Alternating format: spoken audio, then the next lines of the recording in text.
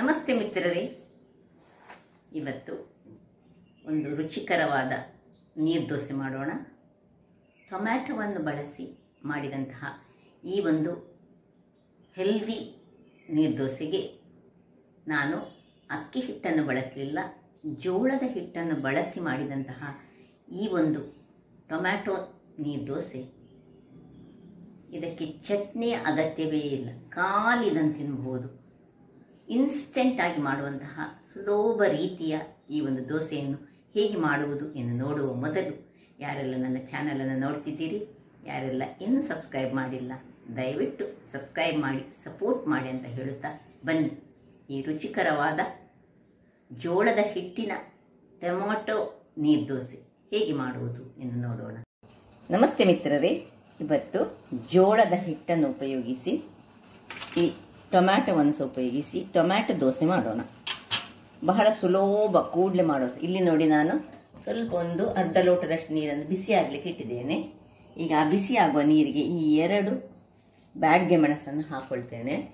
ಹಾಕೊಂಡು ಇದನ್ನು ಆಫ್ ಮಾಡ್ಕೊಳ್ಳೋಣ. ಒಂದು 10 ನಿಮಿಷ ಅದು ಹಾಗೆ ಇರಬೇಕು. ಇಲ್ಲಿ ನೋಡಿ, 2 ಬೌಲ್ನಷ್ಟು ಇದು ಜೋಳದ ಹಿಟ್ಟು, ಸ್ವಲ್ಪ ಕೊತ್ತಂಬರಿ ಸೊಪ್ಪು, ಮತ್ತು 2 ಟೊಮ್ಯಾಟೊ. ಒಂದು ಬೌಲಿಗೆ 1 ಟೊಮ್ಯಾಟೊ. ನಿಮಗೆ ಟೊಮ್ಯಾಟೊ ಕಡಿಮೆ ಬೇಕಿದ್ರೆ ಒಂದೇ ಟೊಮ್ಯಾಟೊ ಹಾಕಿದ್ರೆ ಸಹ ಸಾಕಾಗ್ತದೆ. ಟೊಮ್ಯಾಟೊದ ಫ್ಲೇವರ್ ಬೇಕಿದ್ರೆ 2 ಟೊಮ್ಯಾಟೊ ಬೇಕು. ಮತ್ತು ಸ್ವಲ್ಪ ಉಪ್ಪು, ಕೊತ್ತಂಬರಿ ಸೊಪ್ಪು, ಇಷ್ಟೇ. ಖಾರಕ್ಕೆ ಮೆಣಸುಂಟು. ಈಗ 10 ನಿಮಿಷಗಳ ಕಾಲ ಇದು ನೆನೆಯಲಿ, ಆಮೇಲೆ ಏನು ಮಾಡೋದು ಅಂತ ಹೇಳ್ತೇನೆ. ವೀಕ್ಷಕರೇ, 10 ನಿಮಿಷ ಕಳೆದಿದೆ. ಇದು ಹೀಗಿರಲಿ. ಇಲ್ಲೀಗ ಗ್ಯಾಸ್ ಸ್ಟವ್ ಅಲ್ಲಿ ನಾನು ಒಂದು ಸಣ್ಣ ಬಾಣಲೆಯನ್ನಿಟ್ಟು ಅದಕ್ಕೆ ಒಂದು ಸ್ವಲ್ಪ ಒಂದು ತೊಟ್ಟಿನಷ್ಟು, ಸಣ್ಣ ಅರ್ಧ ಚಮಚದಷ್ಟು ಎಣ್ಣೆಯನ್ನು ಹಾಕೊಂಡು ಸ್ವಲ್ಪ ಬಿಸಿ ಆಗುವಾಗ ಇಲ್ಲಿ ನೋಡಿ 10 ಕಾಳು ಮೆಣಸು ಸಣ್ಣ ಸಣ್ಣದು, ಅಥವಾ ನೀವು ಕಡಿಮೆ ಸಹ ಮಾಡ್ಬೋದು. ಒಂದು ಅರ್ಧ ಚಮಚದಷ್ಟು, ಕಾಲು ಚಮಚದಷ್ಟು ಜೀರಿಗೆಯನ್ನು ಇದಕ್ಕೆ ಹಾಕೊಳ್ತಿದ್ದೇನೆ. ಸ್ವಲ್ಪ ಇದನ್ನು ಫ್ರೈ ಮಾಡ್ಕೊಳ್ಳೋಣ. ಚೂರು ಬಿಸಿ ಆದರೆ ಸಾಕು. ಇದರಲ್ಲಿ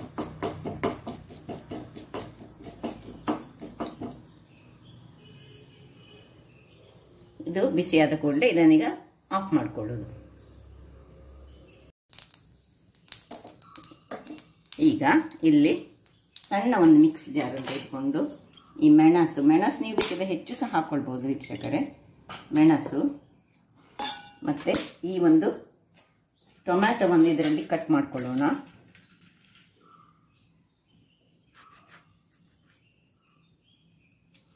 ಹೆಚ್ಚಿಟ್ಟಿದ್ರಲ್ಲಿ ಹಾಕಿ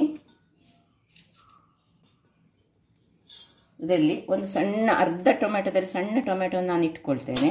ಯಾಕೆ ಹೇಳಿದ್ರೆ ಅದನ್ನು ಸ್ವಲ್ಪ ಮತ್ತೆ ಕೊಚ್ಚಿ ನಮ್ಮ ಬ್ಯಾಟರಿಗೆ ಹಾಕೊಳ್ಳಿಕ್ಕುಂಟು. ಮತ್ತು ಸ್ವಲ್ಪ ಕೊತ್ತಂಬರಿ ಸೊಪ್ಪಿನ ದಂಟನ್ನು ಮಾತ್ರ ಹಾಕ್ಕೊಂಡು ಸ್ವಲ್ಪ ಉಪ್ಪನ್ನು ಇದಕ್ಕೆ ಹಾಕಿ ಒಂದು ರುಚಿಗೆ ತಕ್ಕಷ್ಟು ಇಷ್ಟು ಉಪ್ಪು ಹಾಕೊಳ್ತಿದ್ದೇನೆ.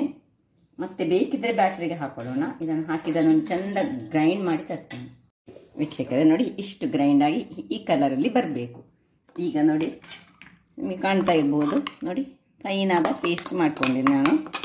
ಸ್ವಲ್ಪ ತರಿ ಇದ್ರೆ ತೊಂದರೆ ಇಲ್ಲ. ಈಗ ಇದನ್ನೊಂದು ಮಿಕ್ಸಿಗೆ, ಒಂದು ಬೌಲಿಗೆ ಹಾಕೊಳ್ಳೋಣ.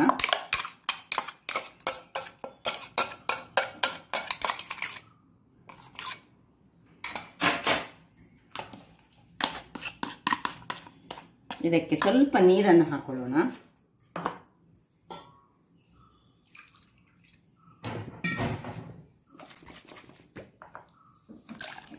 ಉಪ್ಪು ಸಹ ಅದರಲ್ಲೇ ಉಂಟು. ಈಗ ಇದನ್ನು ಚೆನ್ನಾಗಿ ಮಿಕ್ಸ್ ಮಾಡಿ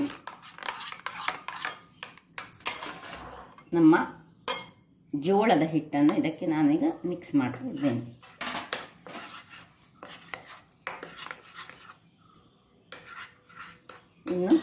ಇನ್ನು ಸ್ವಲ್ಪ ನೀರನ್ನು ಹಾಕೊಳ್ಳೋಣ. ಸರಿ, ಚೆನ್ನಾಗಿ ನಾವು ನೀರು ದೋಸೆ ಹದಕ್ಕೆ ಇದನ್ನೀಗ ಕಲಡಿಸಿಕೊಂಡು ನಾನು ನಿಮಗೆ ತೋರಿಸ್ತೇನೆ. ವೀಕ್ಷಕರೇ ನೋಡಿ, ಇಷ್ಟು ಈ ಹದಕ್ಕೆ ಬರಬೇಕು. ಇನ್ನು ಇಲ್ಲಿ ನಾವು ಫ್ರೈ ಮಾಡಿಟ್ಕೊಂಡಂತಹ ಇದನ್ನು ಸಹ ಇದಕ್ಕೆ ಹಾಕೊಳ್ಳೋಣ. ಇದು ಆಪ್ಷನಲ್, ಬೇಕಿದ್ರೆ ಹಾಕ್ಬೋದು, ಆದರೆ ಒಳ್ಳೆ ರುಚಿಯನ್ನು ಕೊಡ್ತದೆ. ಈ ಒಳ್ಳೆ ಮೆಣಸ ಟೊಮ್ಯಾಟೊದೊಟ್ಟಿಗೆ ಸೇರಿದರೆ ಬಹಳ ಚೆನ್ನಾಗಿ ಆಗ್ತದೆ. ಈಗ ಇದಕ್ಕೆ ಕೊತ್ತಂಬರಿ ಸೊಪ್ಪನ್ನು ಹಾಕೊಳ್ಳೋಣ. ಇನ್ನು ಬೇಕಿದ್ರೆ ಇದಕ್ಕೆ ಸಣ್ಣ ಸಣ್ಣದಾಗಿ ಹೆಚ್ಚಿದ ಟೊಮ್ಯಾಟೊವನ್ನು ಸಹ ನೀವು ಹಾಕೊಳ್ಬೋದು. ನಾನೊಂದು ಸಣ್ಣ ಇಟ್ಟುಕೊಂಡಿದ್ದೇನಲ್ಲ, ಅದು ಹಾಕೊಂಡ್ರೆ ಸಹ ಆಗ್ತದೆ. ಹೀಗೆ ಈ ಕನ್ಸಿಸ್ಟೆನ್ಸಿಗೆ ಬರಬೇಕು. ಈಗ ನಾವೊಂದು ಬಾಣಲೆಯನ್ನು ಅಥವಾ ಕಾವಲಿ ಯಂತ್ರದಲ್ಲಿ ಇಟ್ಕೊಳ್ಳೋಣ. ದೋಸೆ ಮಾಡುವಂತಹ ಕಾವಲಿ, ಅದು ಬಿಸಿಯಾಗಲಿ. ಇಲ್ಲಿ ಇದು ಹಿಟ್ಟು ರೆಡಿಯಾಗಿದೆ, ಕಾವಲಿ ಬಿಸಿಯಾಗಿದೆ. ಈಗ ನಾನು ಸ್ವಲ್ಪ ಚೂರು ಮಾಡಿಟ್ಕೊಂಡಂತಹ ಟೊಮ್ಯಾಟೊ ಚೂರುಗಳನ್ನು ಅದಕ್ಕೆ ಹಾಕೊಳ್ತಿದ್ದೇನೆ. ಇನ್ನು ಇಲ್ಲಿ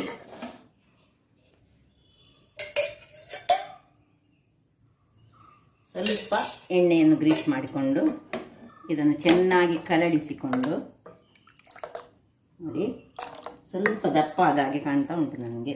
ನೋಡಿ, ಸ್ವಲ್ಪ ನೀರನ್ನು ಹಾಕೊಳ್ತಿದ್ದೇನೆ. ಉಪ್ಪನ್ನು ಇಲ್ಲಿ ಚೆಕ್ ಮಾಡಿ, ಉಪ್ಪು ಕಡಿಮೆ ಇದ್ದರೆ ಉಪ್ಪು ಹಾಕೊಳ್ಳಿ. ನಾನು ಅದರಲ್ಲೇ ಸರಿಯಾಗಿ ಉಪ್ಪನ್ನು ಹಾಕೊಂಡಿದ್ದೇನೆ.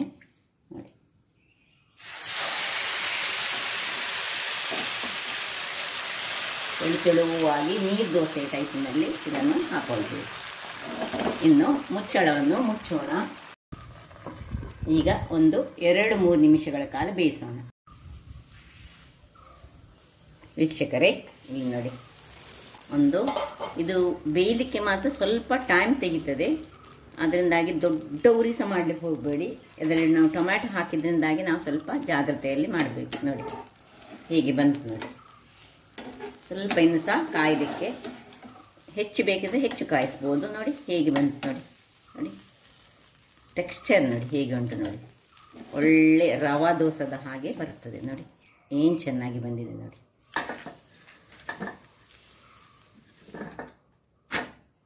ಇಲ್ಲಿ ಇನ್ನೊಂದನ್ನು ಅದೇ ರೀತಿಯಲ್ಲಿ ಸ್ವಲ್ಪ ಗ್ರೀಸ್ ಮಾಡಿಕೊಳ್ಬೇಕು ನಾವು. ಎಣ್ಣೆಯನ್ನು ಯಾವುದೇ ಎಣ್ಣೆ ಆಗ್ತದೆ, ತೆಂಗಿನ ಎಣ್ಣೆ ಆದರೆ ಬಹಳ ಉತ್ತಮ. ಒಳ್ಳೆ ಬಿಸಿ ಆಗಬೇಕು. ಇದನ್ನು ಒಳ್ಳೆ ಕಲಡಿಸಿಕೊಳ್ಬೇಕು ನಾವು. ನೋಡಿ, ಇದು ಜೋವರಾದ್ರಿಂದಾಗಿ, ಜೋಳದ ಹಿಟ್ಟಾದ್ರಿಂದಾಗಿ ಚೆನ್ನಾಗಿ ಕಲಡಿಸಿಕೊಳ್ಬೇಕು. ನಡುವಲ್ಲಿ ಒಂದೊಂದು ಈ ಕರಿಮೆಣಸು ಸಿಕ್ಕುವಾಗ ನಮಗೆ ಇದು ಬಹಳ ಚೆನ್ನಾಗಿ ಆಗ್ತದೆ. ಮತ್ತು ಜೋಳದ ಹಿಟ್ಟಾದ್ರಿಂದಾಗಿ ಬಹಳ ಉತ್ತಮ. ಮಿತ್ರರೇ, ನೋಡಿ, 2ನೇಯ ದೋಸೆ ಸಹ ರೆಡಿಯಾಗಿದೆ. ನೋಡಿ ಹೇಗೆ ಬರ್ತದೆ ನೋಡಿ. ಏನು ಚೆನ್ನಾಗಿದೆ ನೋಡಿ. ಟೆಕ್ಸ್ಚರ್ ನೋಡಿ ಇದರದ್ದು. ನೋಡಿ ಹೀಗೆ ಕರ್ಕುರ್ ಸಹ ಉಂಟು. ಸ್ವಲ್ಪ ಅತ್ಯಂತ ಕಡಿಮೆ ಎಣ್ಣೆಯಲ್ಲಿ ಮಾಡುವಂತಹ ಈ ಒಂದು ಹೇಗೆ ಉಂಟು ನೋಡಿ. ನೋಡಿದ್ರಲ್ಲ ವೀಕ್ಷಕರೇ. ಹಾಗಾದರೆ ನನ್ನ ಈ ಕುಕಿಂಗ್ ಚಾನಲ್ ನಿಮಗೆ ಇಷ್ಟ ಆದರೆ ಬೋಳೂರು ಸುವರ್ಣ ಚಾನಲನ್ನು ಲೈಕ್ ಮಾಡಿ, ಶೇರ್ ಮಾಡಿ ಹಾಗೂ ಸಬ್ಸ್ಕ್ರೈಬ್ ಮಾಡಿ. ಹಾಗೂ ನನ್ನ ಇನ್ಸ್ಟಾಗ್ರಾಮ್ ಪೇಜನ್ನು ಫಾಲೋ ಮಾಡಿ. ಧನ್ಯವಾದಗಳು.